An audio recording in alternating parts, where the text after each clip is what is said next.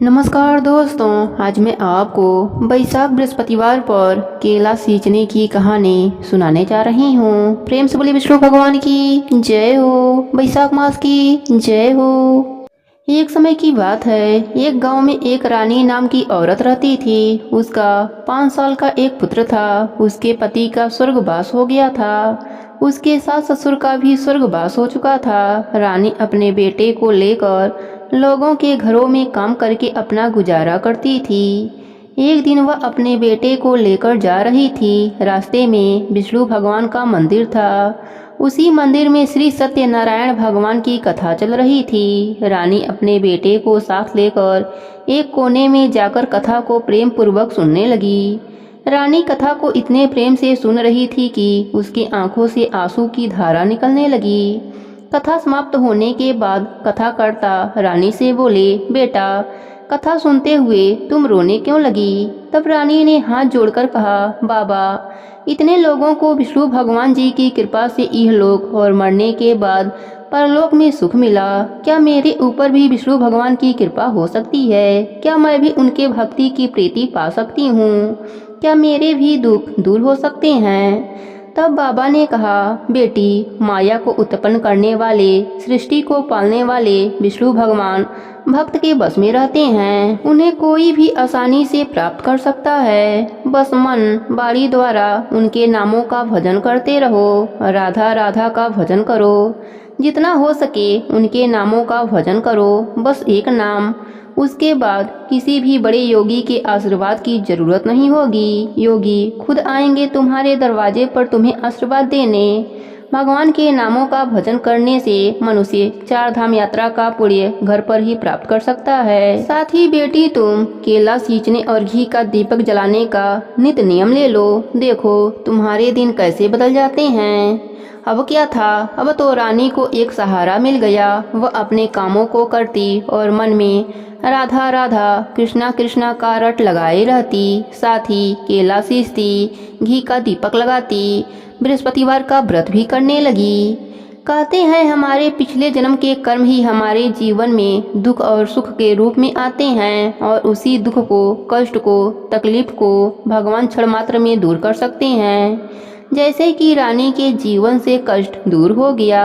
रानी के बेटे को भगवान की कृपा से नौकरी मिल गई, लेकिन रानी अपने भगवान को नहीं भूली। वह अभी भी नित्य नियम से केला सींचती, घी का दीपक लगाती, बृहस्पतिवार का व्रत भी करती थी। भगवान के भजन कीर्तन करती, कथा कहानी सुनती, प्यासे को पानी पिलाती।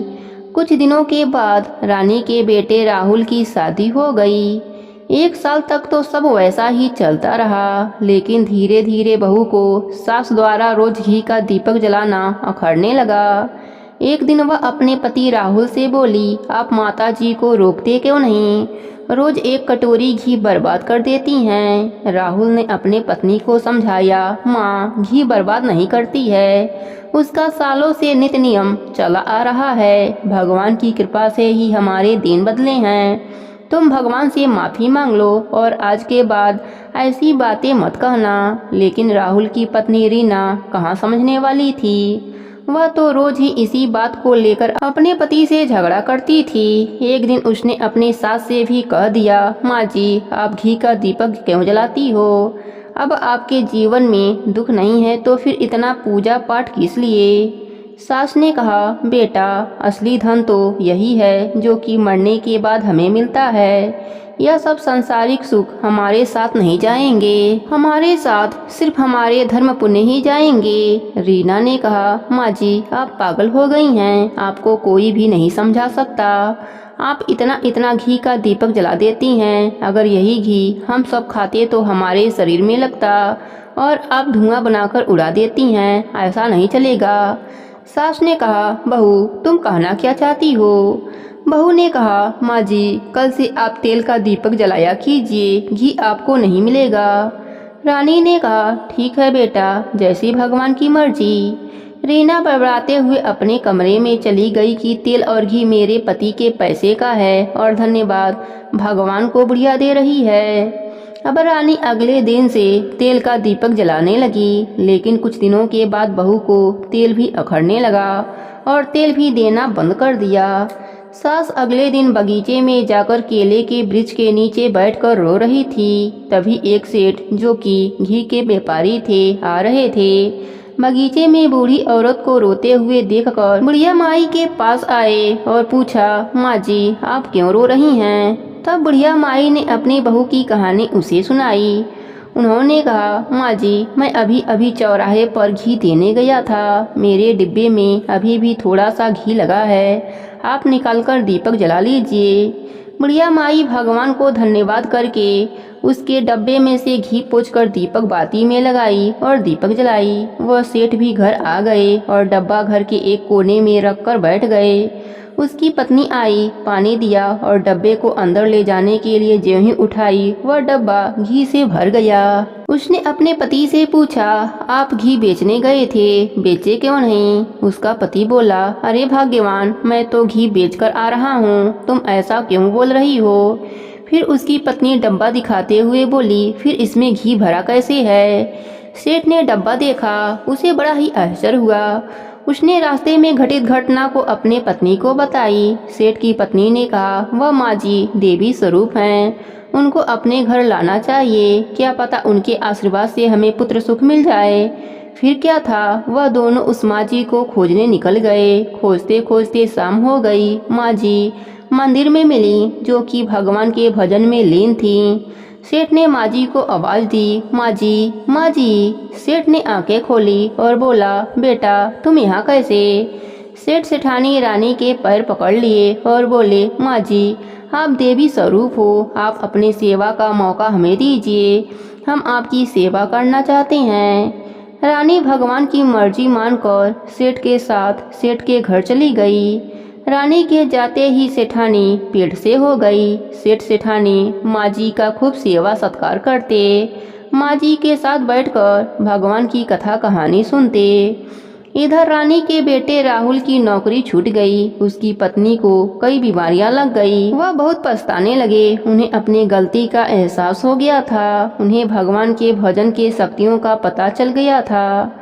वह पागलों की तरह अपने माताजी को खोजने लगे। खोजते खोजते 5वें दिन उनको पता चला कि सेठ जी के घर कोई देवी स्वरूप वाली बुढ़िया माई आई हैं। वह भागते भागते सेठ जी के घर गए, अपने माँ के चरणों में गिरकर माफी मांगने लगे और अपने घर चलने का आग्रह करने लगे। सेठ सेठानी बोले, हम माँ जी को कहीं भी जाने नहीं देंगे। रानी ने कहा, बेटों मेरी बात ध्यान से तुम दोनों सुनो, मैं कोई देवी स्वरूप नहीं। तुम्हें लगता है कि मेरी वजह से तुमको सुख मिला, तो यह सब बात सही नहीं है। यह सब विष्णु भगवान की कृपा से हुआ है। जहाँ पर भी भगवान के नाम से नित्य नियम होता है, भगवान की कथाएं सुनी जाती हैं, भगवान का भजन होता है, वहाँ अपने आप लक्ष्मी कीर्ति आकर निवास करती हैं।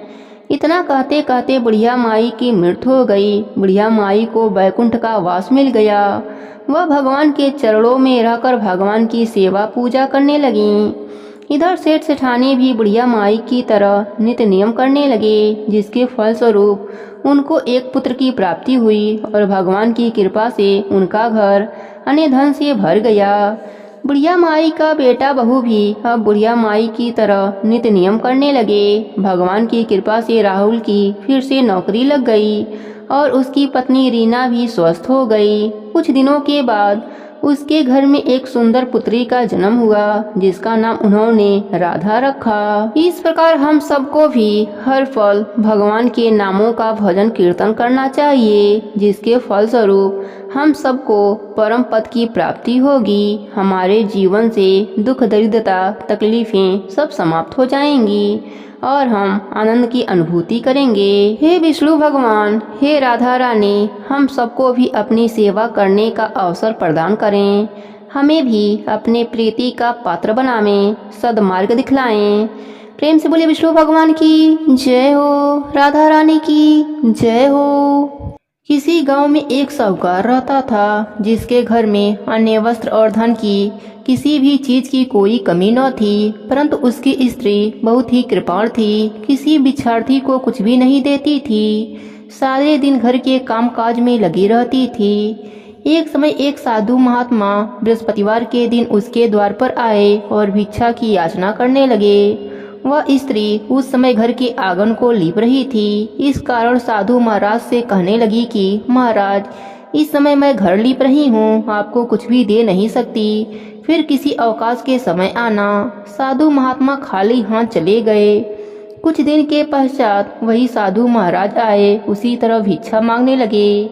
साहूकारनी उस समय लड़के को खाना खिला रही थी। कहने लगी, महाराज मैं क्या करूं, अवकाश ही नहीं, इसलिए आपको भिक्षा नहीं दे सकती। तीसरी बार महात्मा जी आए तो उसने उन्हें उसी तरह से टालना चाहा, परंतु महात्मा जी कहने लगे कि यदि तुमको बिल्कुल ही अवकाश हो जाए तो मुझको भिक्षा दोगी। साहूकारनी कहने लगी कि हाँ महाराज, यदि ऐसा हो जाए तो आपकी बड़ी ही कृपा होगी। साधु महात्मा जी कहने लगे कि अच्छा, मैं एक उपाय बताता हूँ। तुम बृहस्पतिवार को दिन चढ़े उठो और सारे घर में झाड़ू लगाकर कूड़ा एक कोने में जमा करके रख दो। घर में चौका इत्यादि मत लगाओ। फिर स्नान आदि करके घर वालों से कह दो कि उस दिन सब हजामत अवश्य बनवाएं।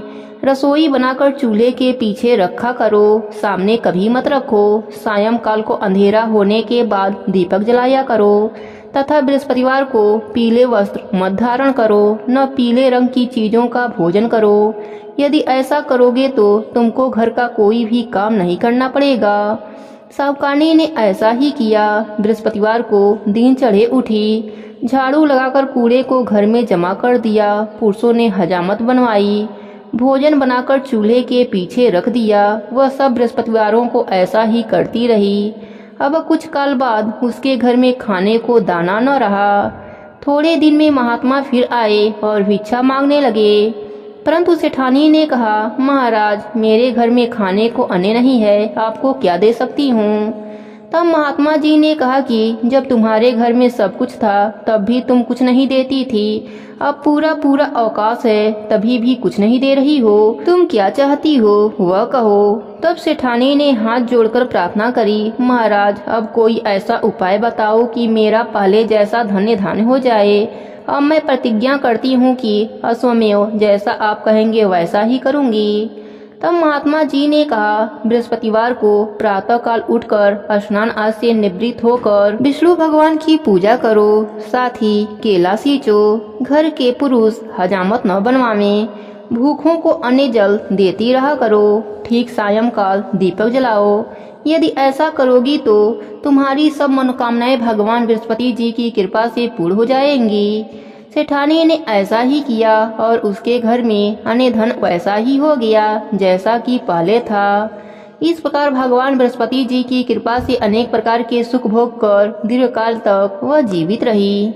हे बृहस्पति देव, जैसे आपने सेठानी पर अपनी कृपा करी वैसे ही अपने सभी भक्तों पर अपनी कृपा बनाए रखना। कहानी अधूरी हो तो पूरी करना, पूरी हो तो मान रखना, सबके व्रत को पूर्ण करना। प्रेम से बोली बृहस्पति देव की जय हो, विष्णु भगवान की जय हो, वैशाख मास की जय हो, माधव भगवान की जय हो। एक समय की बात है, एक गांव में एक भाई बहन रहते थे। बहन बृहस्पतिवार का व्रत करती थी। बृहस्पति महाराज आते 4 लड्डू और एक चांदी का कटोरा देकर चले जाते। बहन लड्डू खा लेती और कटोरा कोठरी में रख देती। एक दिन उसकी भाभी कोठरी खोली तो देखा वहाँ कटोरों का जगमग हो रहा है। फिर उसने पड़ोसन से कहा, पता नहीं मेरी ननद इतने चांदी के कटोरे कहाँ से लाती है। तब पड़ोसन ने कहा, अपने आदमी से कहना। इस पर भाभी बोली, मेरा आदमी मेरी बात नहीं सुनेगा। फिर पड़ोसन ने कहा, दाल का चमचा चावल में और चावल का चमचा दाल में डाल देना। भाभी पड़ोसन की सीख लेकर घर आई और वैसा ही किया। उसकी इस हरकत पर उसका पति बोला, पागल हो गई हो क्या, यह क्या कर रही हो। तब भाभी बोली, पागल मैं नहीं, पागल तो तुम्हारी बहन हो गई है, पता नहीं कहाँ से इतने चांदी के कटोरे लाती है। पूरी कोठरी चांदी के कटोरों से भरी पड़ी है, तुम इसे घर से निकाल दो। अगले दिन भाई अपनी बहन से बोला, बहन आज हम मामा के घर चलेंगे। बहन जानती थी कि मामा के घर कौन जाएगा।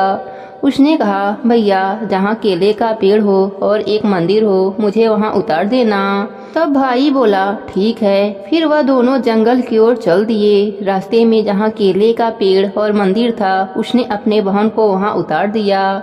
उस दिन बृहस्पतिवार का दिन था। लड़की ने केले की पेड़ की पूजा करी और कहानी कही। बृहस्पति महाराज आए, 4 लड्डू और एक चांदी का कटोरा देकर जाने लगे।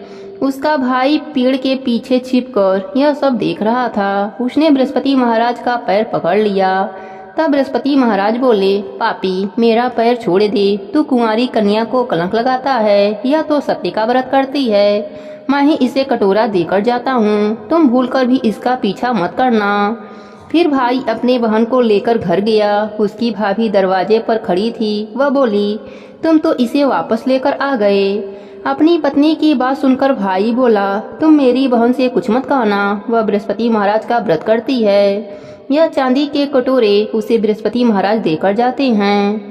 तब भाभी बोली, मैं भी देखूंगी इसके बृहस्पति महाराज को। फिर भाभी पूरे गांव के लोगों को बुलाया और कहा, तुम सब कल सुबह अपने बच्चों को लेकर आना। मेरी ननद बृहस्पति महाराज का व्रत करती है। सभी को 4-4 लड्डू और चांदी का कटोरा मिलेगा। भाभी के बुलाने पर सभी गांव वाले अपने बच्चों को लेकर आ गए। अब बहन एक टांग पर खड़ी होकर बोली, हे बृहस्पति महाराज, मेरी लाज रखना। उसने 3 बार बृहस्पति महाराज की जयकारा लगाया। उसकी भक्ति को देखकर बृहस्पति महाराज वहां पर प्रकट हुए। उन्होंने सभी को 4-4 लड्डू और एक चांदी का कटोरा दिया। सभी लोग बृहस्पति महाराज का जयकारा लगाने लगे और भाभी बृहस्पति महाराज से क्षमा मांगने लगी। हे बृहस्पति महाराज, जैसे आपने बहन की लाज रखी, वैसे ही सबकी रखना। सब पर अपनी कृपा बनाए रखना। कहानी अधूरी हो तो पूरी करना, पूरी हो तो मान रखना।